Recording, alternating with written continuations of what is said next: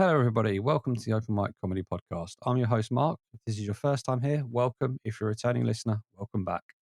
This podcast is here for everyone on the open mic comedy circuit. Whether you're a comedian, an MC, a promoter, a tutor, or even just a comedy fan who wants to spend their times in pub basements watching possible stars of the future. And also, if you're thinking, I could do that, how does that work? Well, we'll give you the inside track on what to expect on this crazy circuit. Today's guest is a man who is up the game for gig posters on Instagram, that's for sure.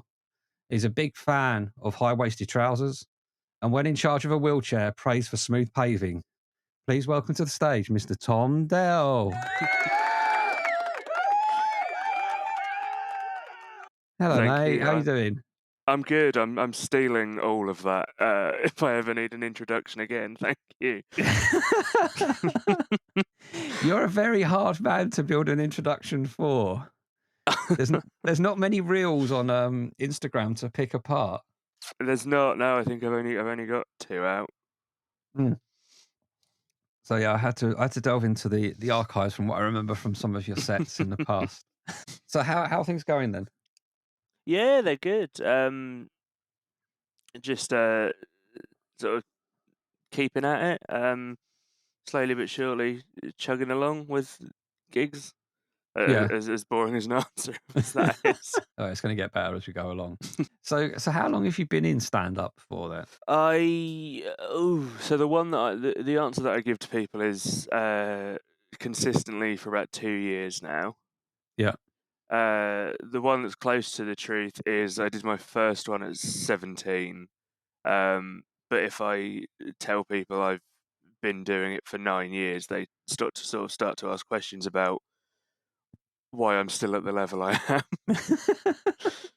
So I two consistently, and a few years ago.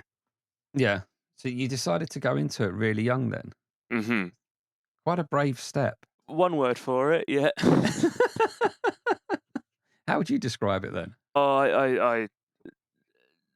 I think looking back on it and having watched the video of me doing it at 17, I think premature is probably the most descript word for it. So that's interesting because you've seen. So was you doing more a reasonable number of gigs at that age then? No, I think I did about 5 at 17 before realizing that I didn't really have the life experience to talk about life and everything Yeah. at that age, and took the time off. And I was like, I should probably live a little bit more before I attempt to tell a room full of people what life is like. It always reminds me of if you're familiar with Elliot Steele, and you've Uh, ever seen him. He's Mark Steele's son. So don't believe I have. No. he got into comedy really, really young, and you see him do stuff like he's on he's at the Comedy Store or something at the age of probably 19, and you think about the life experiences had and what he's trying to talk about in front of a crowd of older people, shall we say? Yeah. That's an interesting way of going about it. So the second time round, then, what brought you back into it?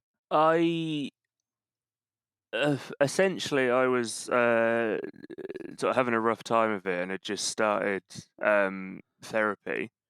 And Okay. the first thing they tell you to do is like write down everything that happens to you, and just genuinely write stuff down. Yep. And I probably, in what is, looking back on it, quite an unhealthy turn of events, I wrote all of the stuff I was thinking and feeling down. And having done it before, I looked and I was like, actually, this is a 5 minutes worth of stand up, I think. And then promptly stopped writing down how I was feeling, thinking and feeling what had happened going on, and just sort of worked on editing what I'd already written. Yeah.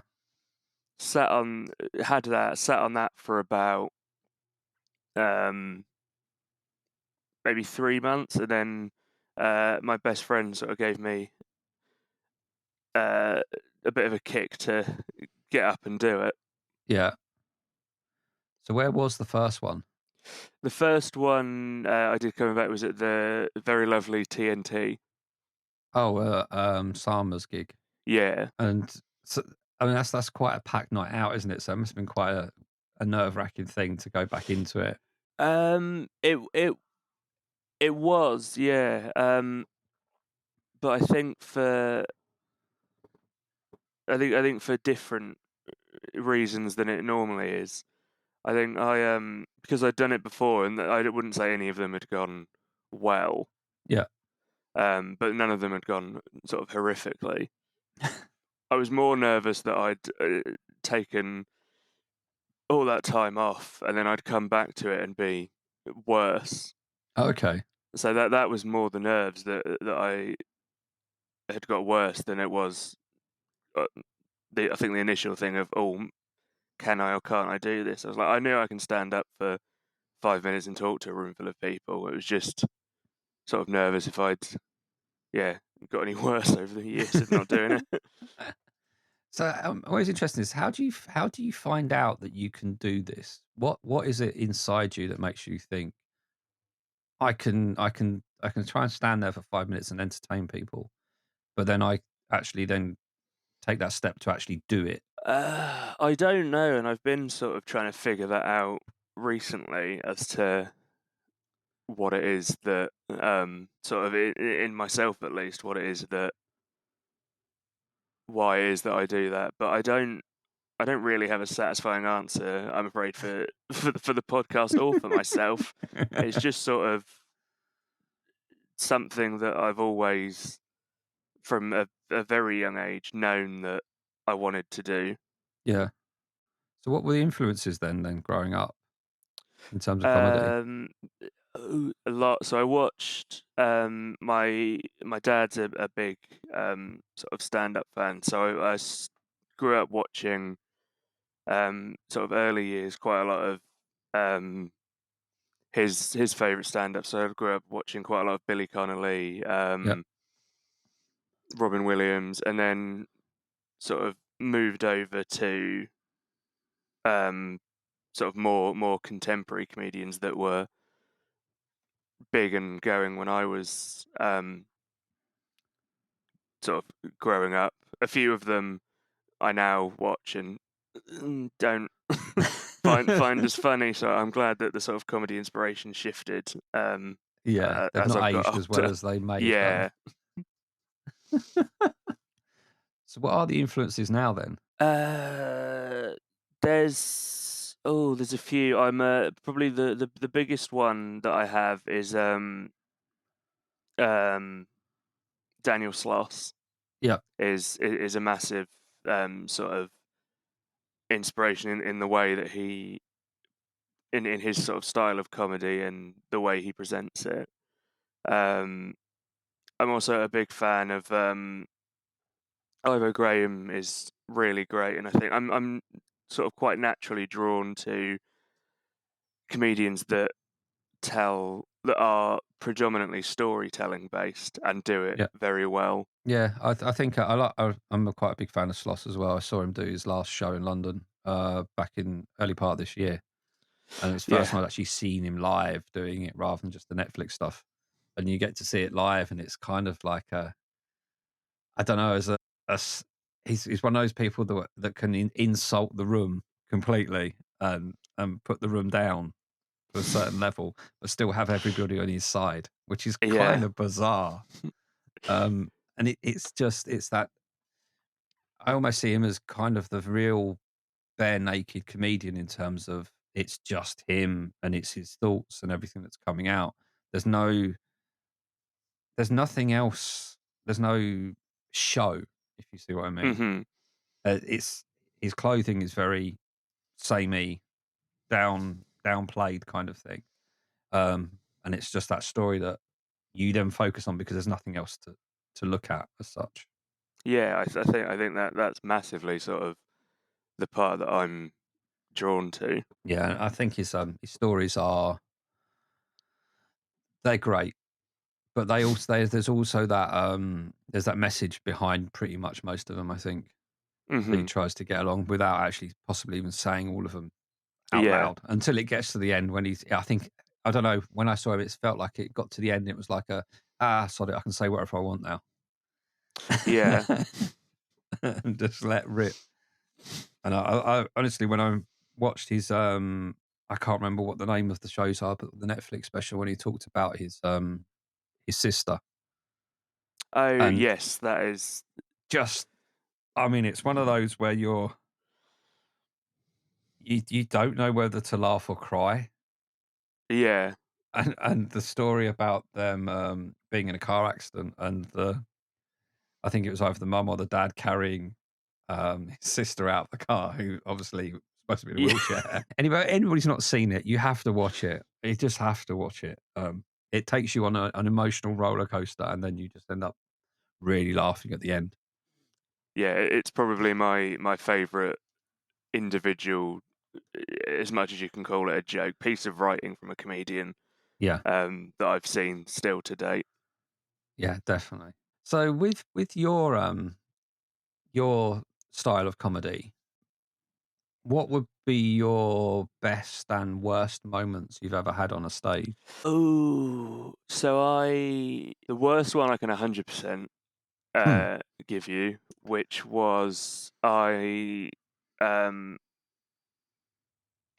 I essentially had booked a gig for Monday, or one Monday, um, and rather stupidly was at a festival Friday, Saturday, Sunday, Monday morning, and I was like, "That's fine. I'll be back in time to do that gig."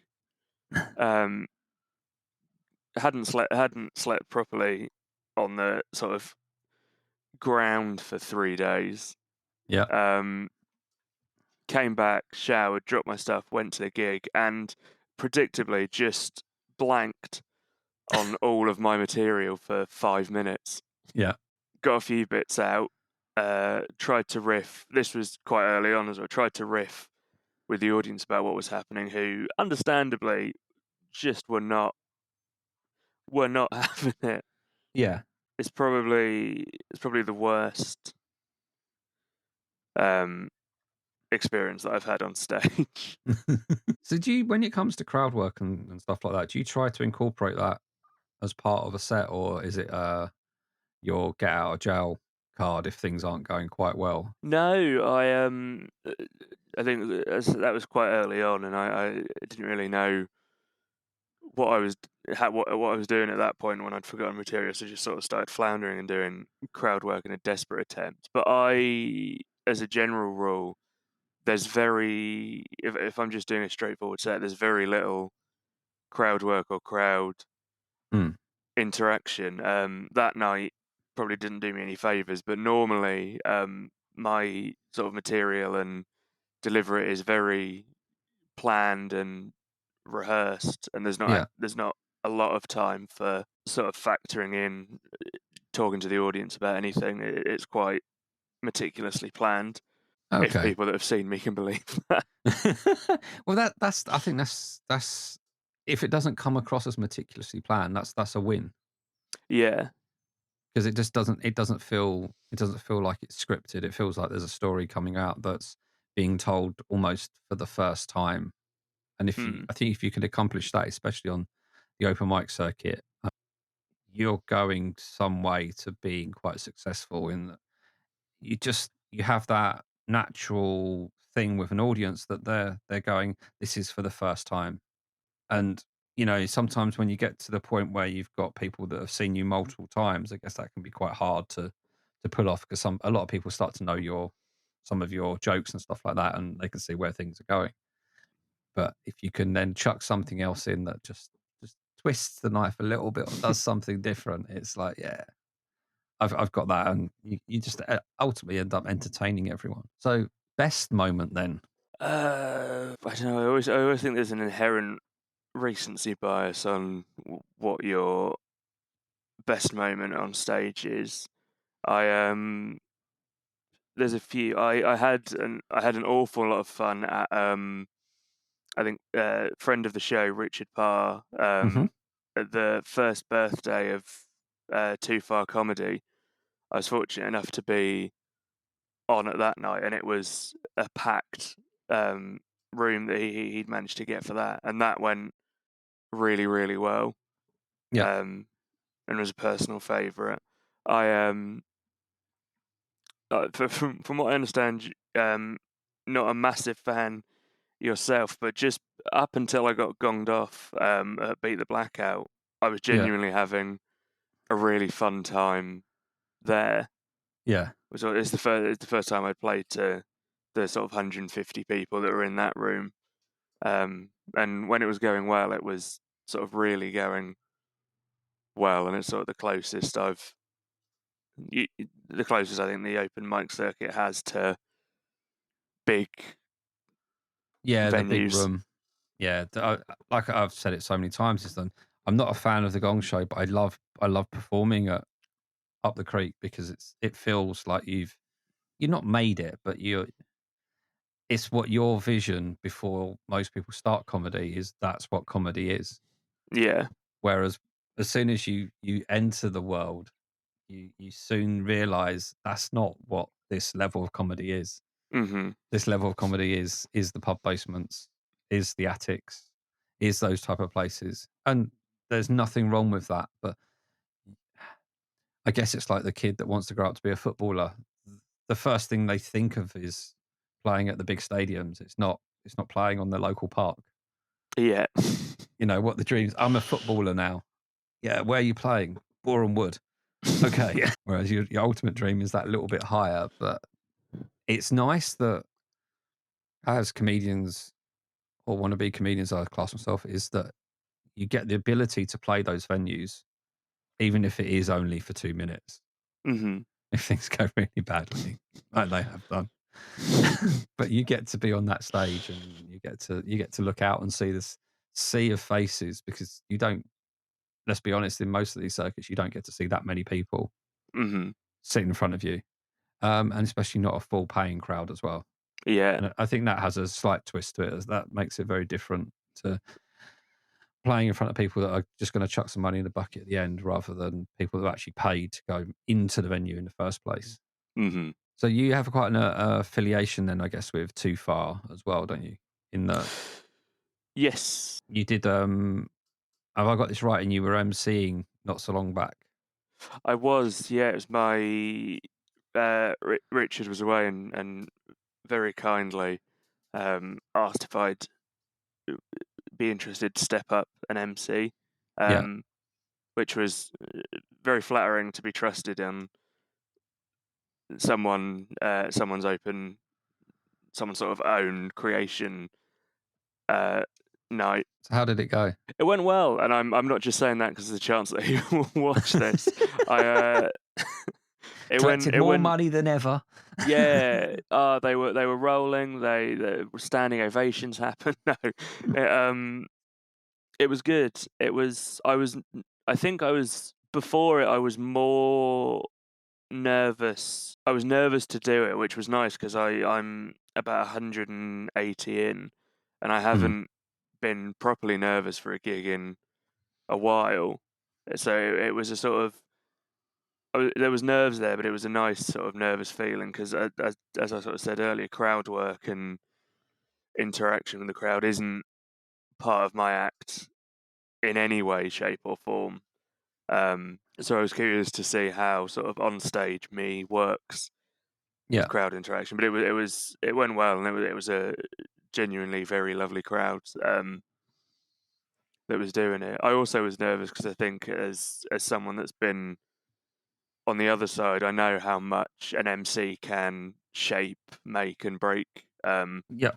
the audience on a night. So that sort of burden of responsibility, where to a degree, everyone that is on that night, their enjoyment of the night is sort of hinged on the fact if I mess it up in the first 10 minutes or not. So yeah, props to anyone that does MC regularly. It's a daunting task. Was that your first one? That was my third time MCing by the time I did Too Far. So where else have you emceed before then? The very first one I did, I MC'd Shtick Comedy Club, Okay. and then I MC'd, or co-MC'd Square Go. Ah, in Visual Park. All three within that month, as it turned out. So did you feel like you learned anything from any of those, or was it or you not looked back that far yet? Um, So how did you play it in terms of crowd work, material, and stuff like that? so I started immediately, sort of straight off the bat, with talking to the audience. Well, sort of the hey hellos. This is the Yeah, night. Um, Started immediately talking to the audience, but in the back of my mind I've got two sort of large chunks of material. I had in the back of my head two questions I could ask the audience that very easily led into those if I sort of needed to jump ship. I could ask the audience a specific question. They'd be like, "Oh, this is my story." Um, but yeah, it's just sort of asking questions. And I now understand from the first time doing it, I now understand why it's the same questions of what do you do, who are you here with, that get asked, because trying to riff off any other of those questions, people sort of it's hard to do, and B, people don't really have those questions. People have sort of prepared definitive answers for. yeah, Whereas if you ask someone sort of a slightly more abstract question, they take a moment to sort of consider the answer, which is not ideal at crowd work. no, no, no. You want that quick feedback Yeah, as quickly as possible, and then kind of make a joke, move on, or ponder on something, and maybe link yeah, something in later. I guess they're the standard ones. 'Cause I remember when I did my MC, I didn't do any crowd work. I completely just went. I kind of cracked a few jokes at the start, and they went quite well. And so I was like, well, I don't want to ruin it by chucking stuff in. If the crowd are ready for the act, let's go for it. Just yeah. hit him, and that's kind of ended up how we went, really. But yeah, I don't know. I felt extremely nervous about. I had nothing in my head prepared for work in an office or anything, none of that was in Mhm. my head.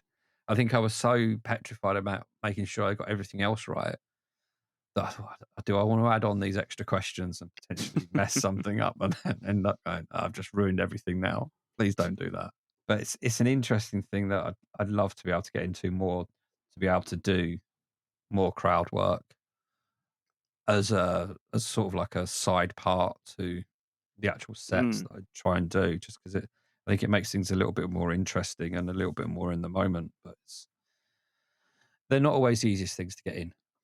Yeah.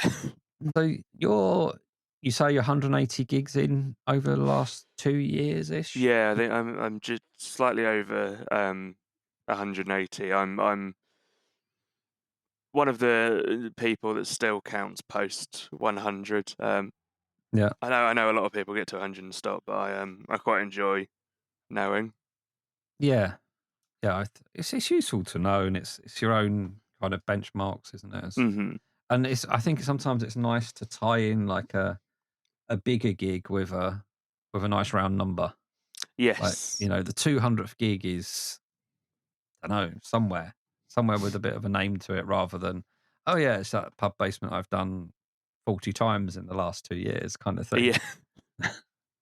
Well, it's always nice, I guess, could go back to where it first started, and you get Yeah. you get the whole, the routine. Some routine storytellers go back to the start, and that's kind of almost your own way of doing it without being Mm. you are the story. So, in terms of, joke writing then, what would you say your favorite joke is, how it came about, if there's any truth in it, and how it's evolved? It doesn't have to be your best joke, it can be your favorite joke. My favorite joke is probably the f- it's one that's not in my set anymore. Um, just the way I've got it in the back pocket. But my Yeah, favorite joke um, that I've ever written, um, I'll do it quickly now. Essentially, it's uh, when you're starting out in comedy, they tell you to write about whatever makes you different, or whatever sort of, yeah, what sets you apart, or what something you've struggled with, to make it interesting. Um, but I fortunately and unfortunately have had very little difficulty in life. The biggest sort of challenge I've had up until this point is I had to be delivered by a C-section because the silver spoon was causing complications. Is probably my favourite, and I think it's because it's the first proper joke that I wrote with like set up Yeah, a definitive punchline that wasn't just this is a funny story yeah. that you sort of before you get into stand up properly, you think, oh, I'm funny. I tell funny stories to people and they laugh. That was the first joke that I sat down, wrote, and I was like, oh, this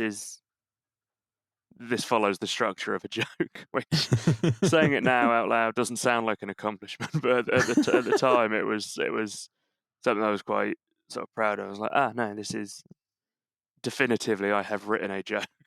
Yeah.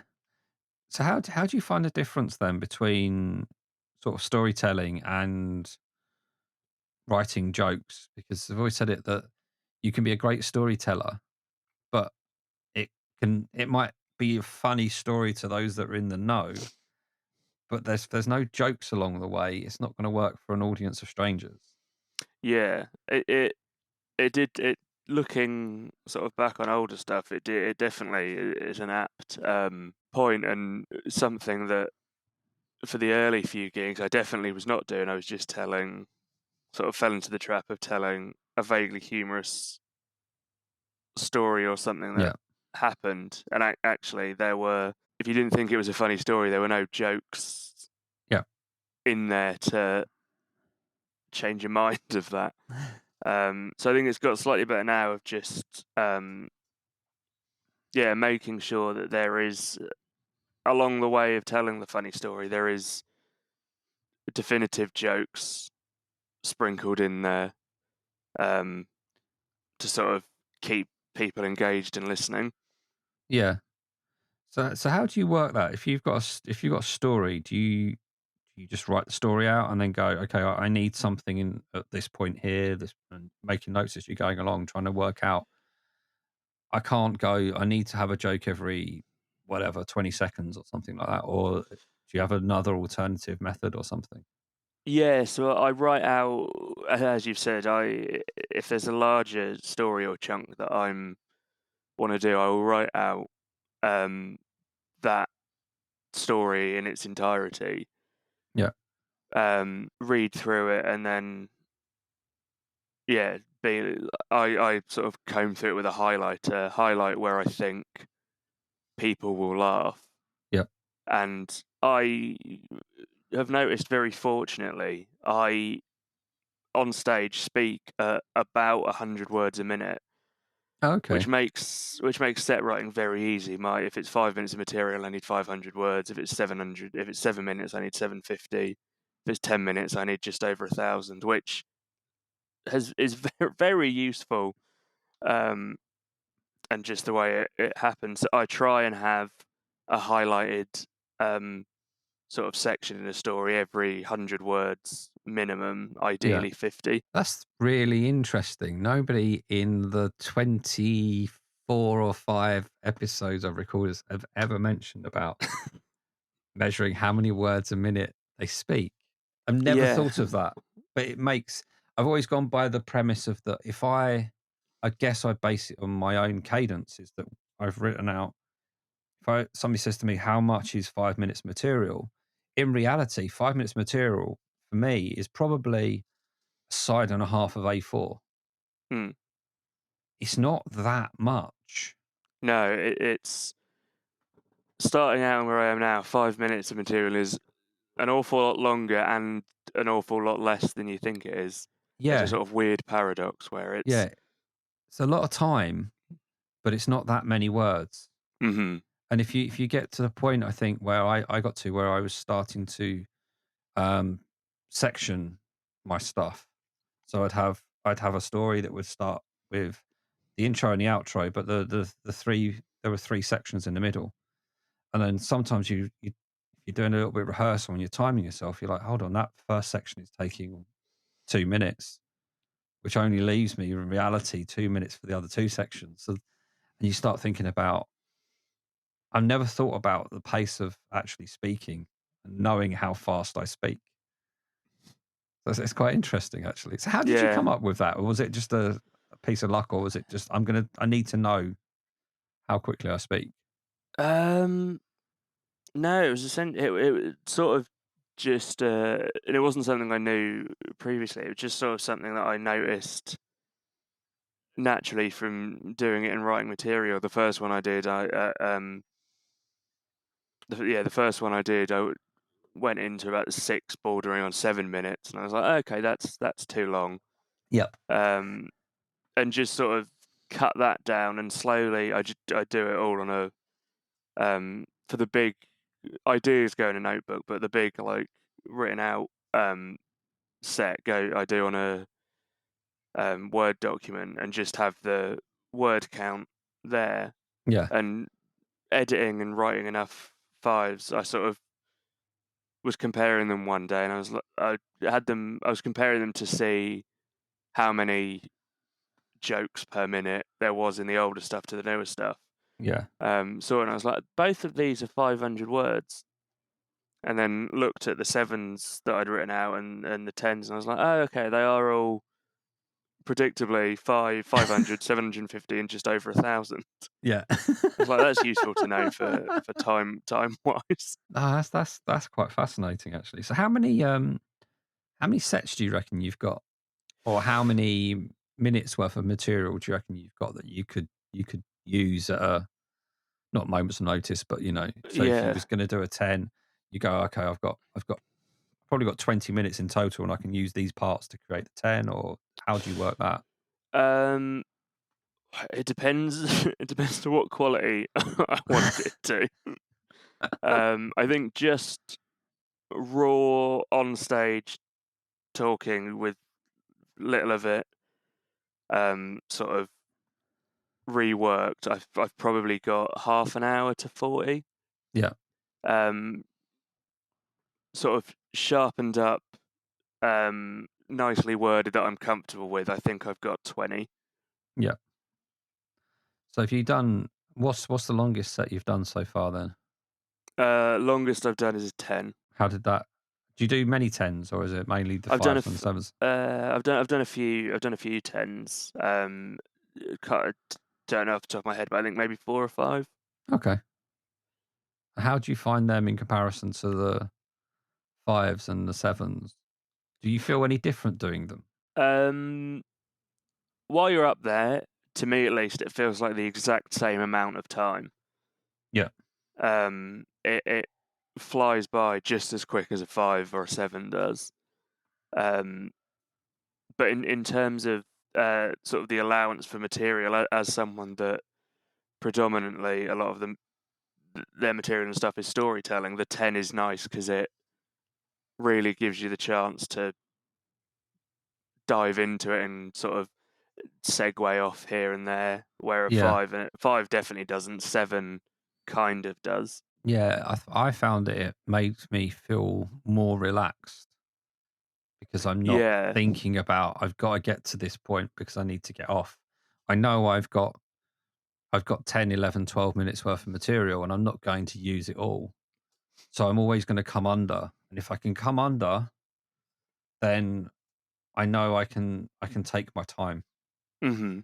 and I can experiment a little bit, maybe with a few questions to the audience if I ever have the balls to do that, or, just taking a little bit longer over letting jokes settle with the audience as well. I think Mhm. in fives, it can be a little bit difficult sometimes to just take those extra 2 or 3, 4 or 5 seconds just to let a joke sit with an audience and just stay silent. Yeah. Whereas when you've got that little bit of extra time, you can kind of play around a bit, and you can always win people back, I think, in a 10. Mhm. Whereas in a 5, sometimes I don't know if in a 5, when you're on stage, for me, sometimes I'm like, "It's not going well. Just get me off this stage as soon as possible." Whereas in a 10, you're like, "I've got to be here. Yeah. I've got to recover this situation somehow."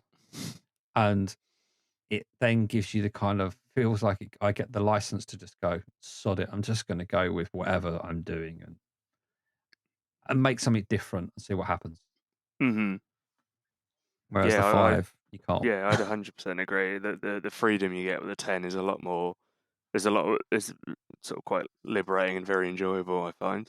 Yeah. Again, I fortunately haven't had a 10 that's gone badly yet, but maybe I will in a few months' time reconsider that and be like, I don't want to do a 10 there. I was stuck up there for ages. So, what about with regards to the future then? Have you got any plans for taking this more, I say more seriously, but you've done nearly 200 gigs already in 2 years. I think that's quite serious in reality. It's a lot of time you dedicate to it, but any plans for fringes or stuff like that? Um, so I'm going. I want to try and go up this year. Not with anything, just as a sort of just to enjoy it and sort of get a lay of the land. Maybe Yep. jump on an open mic or two. Mhm. That's there, and then I think next year is.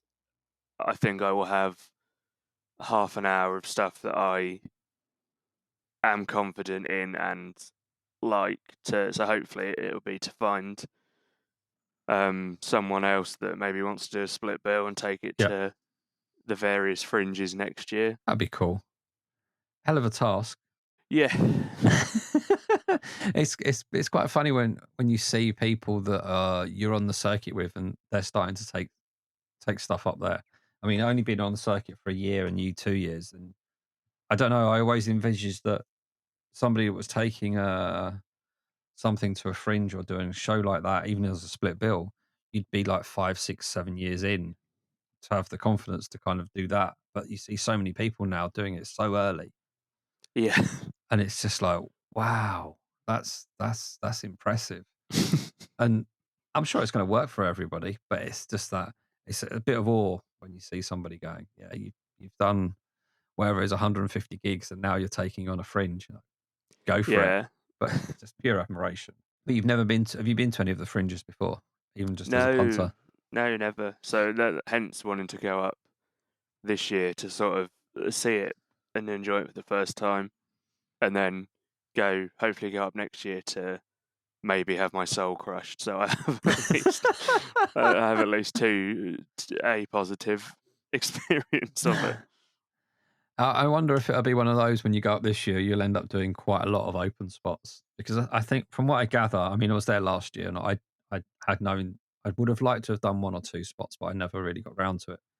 Um, but from what I gather, there's a lot of spots up there that you There can probably is jump on. from what I hear, but I'm only I think planning to go for a weekend or a long Okay. weekend just because of how much accommodation is Yep. there. And two, I'm going with a friend who is a fan of comedy but isn't on the open mic circuit. So I think if I jump on too many, she might thump me. So it's sort of, I Yeah. think there's a sort of unspoken agreement between us that we will go and see people rather than just me continuing to drag her to my own open mics. But I'll tell you what, some of the open mic shared bill spots that you see, like the showcase stuff they do, you do see a lot of the people that are doing their own shows, but they're using these like 10, 15 spots to be doing practicing their stuff. Oh, So it's quite interesting that my comedy tutor, he's done Edinburgh pretty much every year since about 2012 or 2013 or something, and went to see him do his main show. So there's only 45 minutes at the Free Fringe. And mm, then after that, he said, "Oh, we'll have a beer." And he said, "Oh, I'm doing another like not split bill, but I'm doing another spot, like 15-minute walk. If you want to come and walk with me and come and watch me do another bit." And you just like, yeah, cool, why not? And then yeah, you're in a room, you see like 8 people or whatever, and everyone's doing 10, 15, and it's all little small segments of their main thing. They almost use it as their advertising their main thing. So it's like, if you've liked this 15 minutes, you'll like the 45 I'm doing at this time, this day, yeah. in this place. So you get to see the famous ones, but you also get to see Yeah, people trying out some other stuff as well. So it's not always bottom of the barrel open mic stuff. But no, it's a really good experience, but it is horrifically expensive. Yes, yeah. Yeah, I would say to anybody, don't stay in old Edinburgh. I'd stay in new Edinburgh. Okay. That's usually a little bit cheaper. But if you want to stay, it's really strange because when I was looking for accommodation last year, I said, "Oh, I found this place." I was thinking it was. I mean, you look at the Edinburgh, and you look. There's basically a train line that runs straight through the middle of it. You got the new town and the old town, and everything's in the old town. And he said, ideally, if you want to be near everything, stay in the old town. But Newtown isn't exactly far away. It's over the road. You walk over the road, walk down a hill, you're in the old town. So it was Oh, just like, right. and you kind of see some of the prices, and you kind of go, everything in the old town is just horrific. Yeah. And even getting if you get the train up there as well, as soon as those tickets go on sale on National Rail, the first day, just try and get them then because you need a seat reservation. Yeah. Doesn't matter when you go up on that in that month, every train is packed and you just got people with rucksacks and everything just chucked everywhere. It just becomes a free for all. Yeah. I'm coming up from London. I really don't want to be sitting on the floor for whatever it No. is, 4 hours. Yeah. Yeah. Some quick Edinburgh tips there. But I think Sam knows plenty. Sam Adamson knows plenty about getting onto open spots. So I'd definitely be tapping him up for information. Yeah. He'll get sort you out, I'd imagine. So with regards to the open mic stuff, what if you could pick one thing? What would you change about it, if anything? I'm sure you would. And this isn't this. You don't have to take this. People that whatever he says, don't take this as a dig at whatever you do. No, no, absolutely do. It's gonna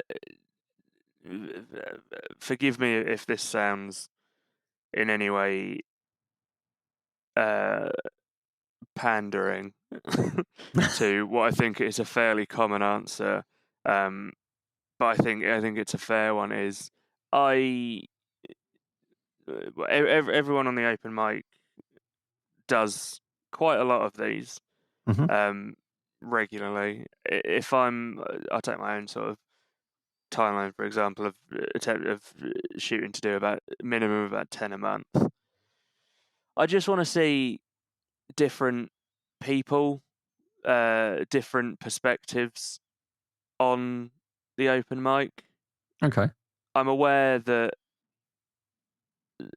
someone that's bold coming from essentially someone who is the archetype for 80% of open mic comedians look like me. But Yeah. it I enjoy a night an awful lot more when there is a varied bill Yeah.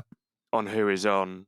Um, I just think it's again harkening back to my enjoyment of stand up is storytelling.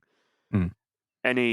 The wider the experience and experiences of the people on that stage, the more enjoyable the night is. I think for me, and I think audiences as a whole. So my only thing to change would be comedy bookers, please try and get the night as diverse as you can, which I think a lot on the open mic do. Yeah. Definitely try, and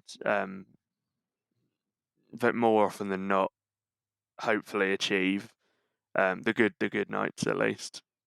But that Yeah. that would be my only thing is I just want interesting perspectives from people, Yeah. um, a sort of diverse range of life experience. Yeah. I guess if you get four comedians in a row talking about Tinder, Yeah, it gets a bit.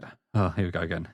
yeah, Especially if the thought's not as dramatic, not anyway dramatic from the previous one, yeah. and it keeps audience interested. I guess you do see a lot of nights nowadays where you get some really strange, bizarre acts that are still hilariously funny, Yeah, and they're the ones that I guess they're the ones that stand out for you because I guess you're in a similar situation to me sometimes. Is that when if 70% of the bill is you, yeah, it's difficult to stand out. No Yeah, matter how good you think you are or whatever, it's yeah, so difficult. yeah. I perhaps vaguely self-sabotage.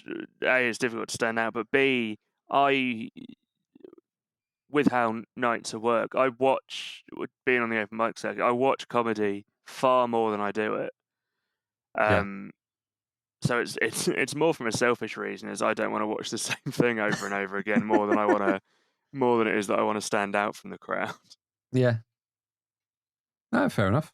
I like that one. Usually the answer is bringers, but I get, but that can be controversial in I don't itself. know. I think I'm on the I think I'm on the other side of the fence, or I am perfectly fine with bringer nights and enjoy them more than I do non-bringers. Yeah.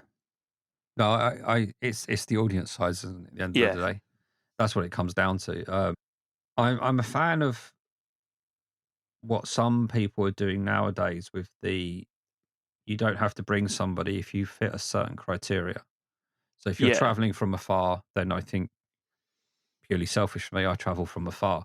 So it's nice not to have to try and always tap on the shoulder of a friend to come and see me do something again and get them to spend money on watching people they've never seen and have yeah. no idea who they are. But then I think some nights as well, they do like I know Comedy Incorporated do it, they do like a helper thing. So if you can't bring somebody, you can help with the night in some way, Mhm. whether that's flyering or helping set up or something. You know, I think we've all been in that situation when we've got bringers and the bringers, whatever, can't make it at the last minute, and you're left in a situation of you're then letting the promoter down, saying to the promoter, I've got no bringer, but what do you want me to do? Yeah, yeah. Oh, There's absolutely there's nuances to it. I'm not trying to say with an iron fist no, everyone no, needs. no.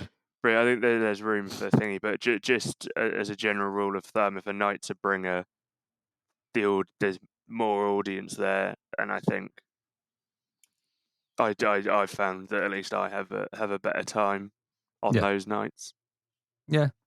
Uh, There are a few non-bringers that are nice. So if anyone that sees this runs one of those, not you.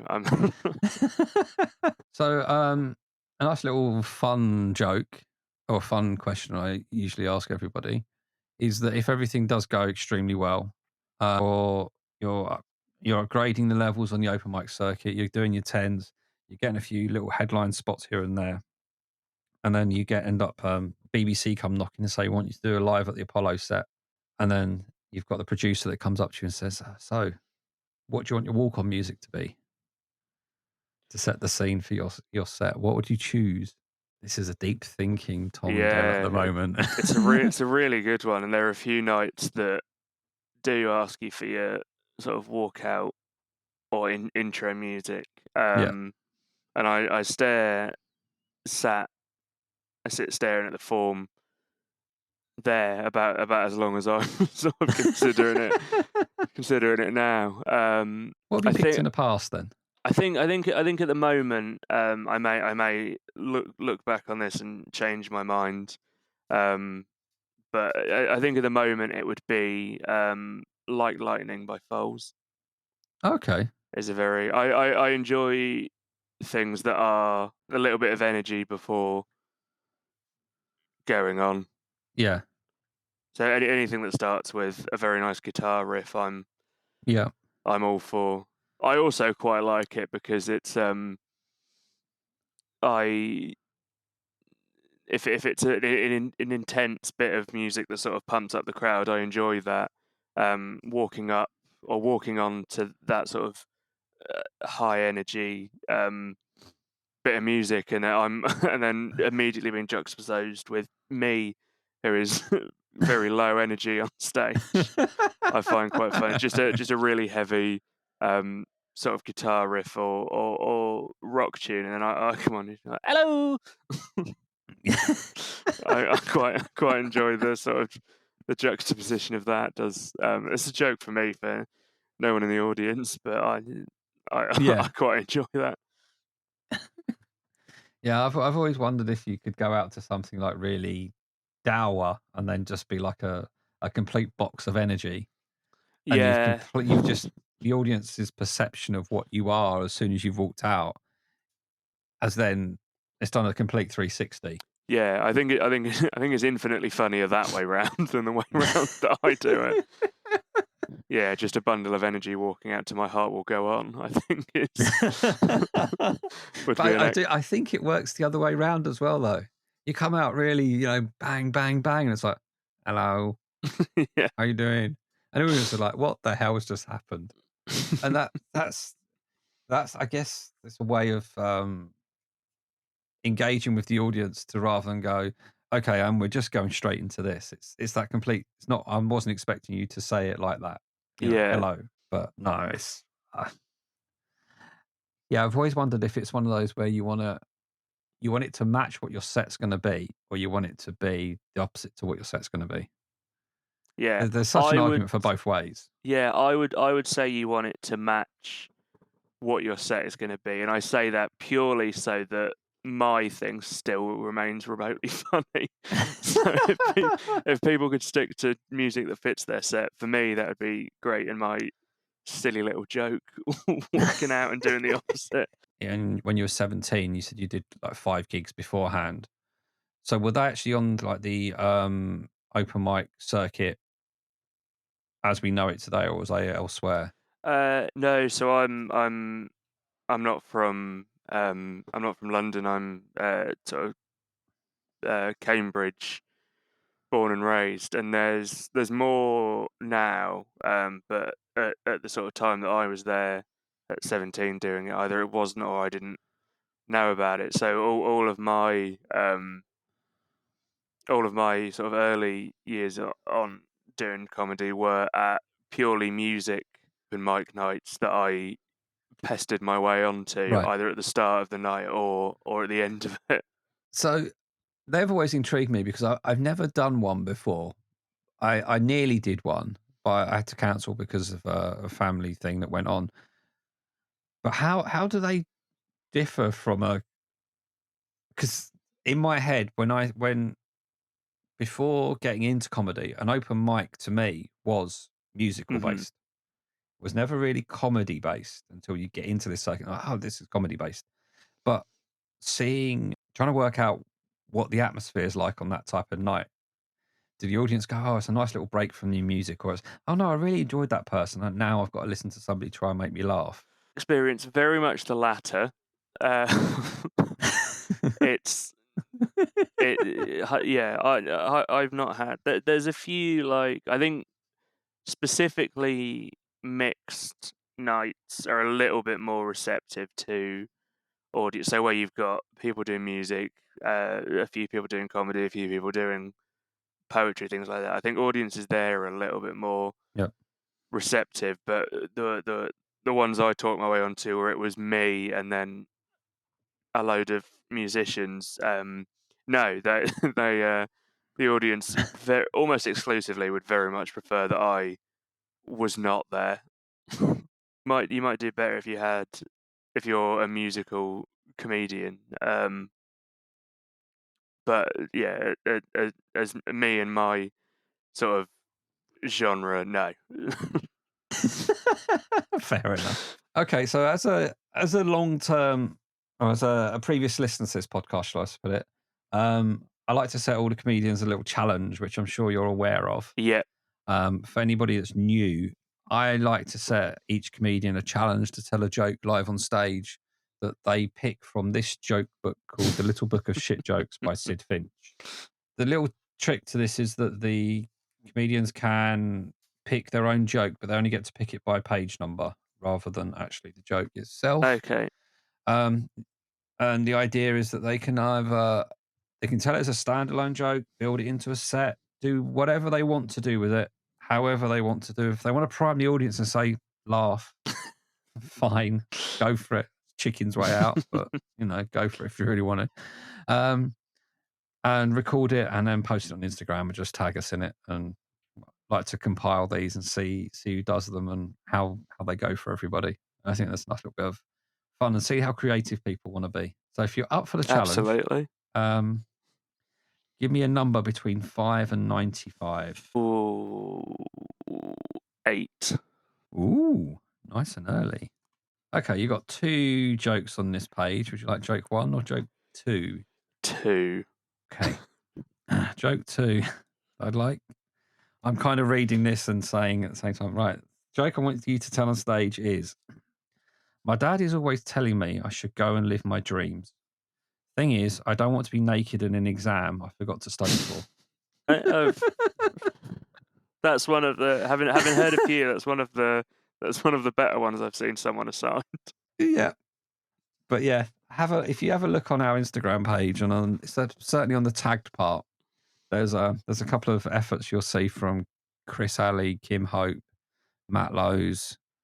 I can't remember who else now. There's one from me as well, so I've done one. Okay. And it's interesting to see how people, and Stacey as well. But Stacey took the chickens route out, as she has admitted to me. She did it at a TNT night where she told the joke and asked the audience to laugh at the end. Oh, right. So I'm not actually sure if anybody actually paid attention and actually understood the joke that she told. But no. Yeah, if you want to be extra creative, I'll say this until somebody else ups it. But if you look at Matt Lowe's entry, that's something to behold. Okay, I will do. It really is. Are we? Yeah. I forget the rules. Are you allowed to slightly edit it to fit in? Or is Yes. it okay? Make it how it fits. Okay, perfect. So it doesn't have to be your dad. You know, it can be whatever.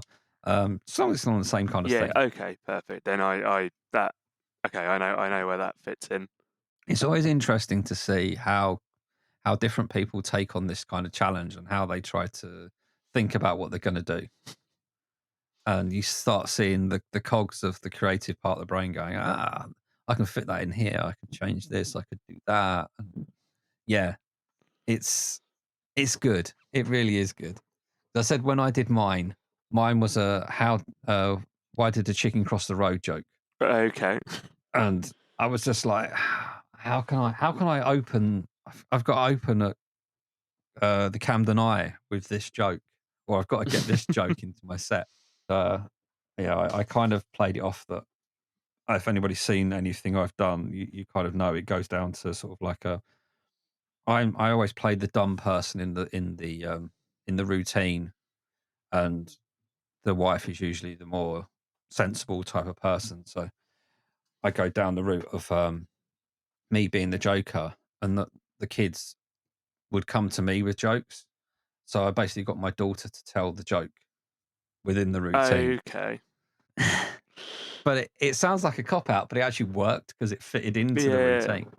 And then the actual one of the headliners on the night came up to me and said, "I love that joke about the chicken crossing the road. How did your daughter come up with it?" And I'm just like, I was on the way out the door and I didn't have the heart to say, that's the whole story of this was completely made up for a start. It came from a joke book. And I've done it because I've been set a challenge by the guy that runs the night. So if that guy is ever listening to this, which I don't think he will, I apologise for not telling you the truth about that joke. I had to go and get a train. But no, it's the creative part of our brains, I think, and as something as silly as that. And I actually used the joke like 3 times after. Because I actually quite enjoyed it, and because it fitted so well. I've taken it out now, but while it lasted, it was fun. And you never know. You never know when you're doing your live at the Apollo set, if that joke may come out after you've walked onto the Foals. Imagine if I waited until the live at the Apollo set to do the open mic comedy podcast challenge. the ultimate long con. I have actually considered before having that joke book on stage with me in my back pocket, and if things weren't going so well, just start asking the audience for random numbers, and they're building the set as they go along. I thought that'd be quite funny one day. I might do it one time. I might do it when I next MC. That's it. I think that's a nice way to do it. Yeah. Yeah. So let's set up for the next act that's coming on. So give me a number, people. It gives every act something to talk about before they It come on the does, stage. yeah. Interesting Have idea. you proofread them all? No, Okay, I was going to say. they're as much a surprise to me as they are to you. I didn't. I did not necessarily so much for me. More if you used it emceeing. I didn't want you to pick a number. You go, okay, Joe. Oh, can't do that one. Ironically, this whole challenge came about because from my first 10-minute set, I went on stage and I wasn't sure if I had a full 10 minutes. And I had that joke book in my back pocket um, just in case I had extra time to play with. And I did. I had probably an extra 30 seconds to a minute. And the guy that runs the night, those jokes fit his style. That's his joke telling. So I got somebody to pick a page number from the audience and then I told him I want him to tell this joke at the next time he does a gig. And he did, and he recorded it. And Nice. that's how this whole challenge was born before this podcast even existed. So yeah, there's a bit of history there for people that weren't aware. But it's just a bit of fun. You know, there's still people out there that haven't done it. Oh right. Yeah. Don't be one of them. Anyway, so where can people find you then? As in not where you live, as in online. In terms of I've recently finished Baby Reindeer, so I'm I finished that last night actually. I'm Tom Dell 98 on Instagram. That's Mhm. sort of the only social media that I uh, commonly use and promote. So yeah, over there. So where do we where will we more often than not find you gigging then? So Which nights? two probably most common ones are Too Far um, and Shtick Comedy Club. I'm at those two reasonably frequently. Okay, cool. And you can find us on Open Mic Comedy Pod on Instagram, on W's at openmiccomedypod.com. Whichever platform you're listening to this on, please give it a nice little follow, and a little rating would be helpful to get us up in the charts and get more people to listen to these wonderful people that are coming on. And yeah, until next time, thank you very much for your time today, Tom. No, thank you for having me on. And I'll speak to you all very soon.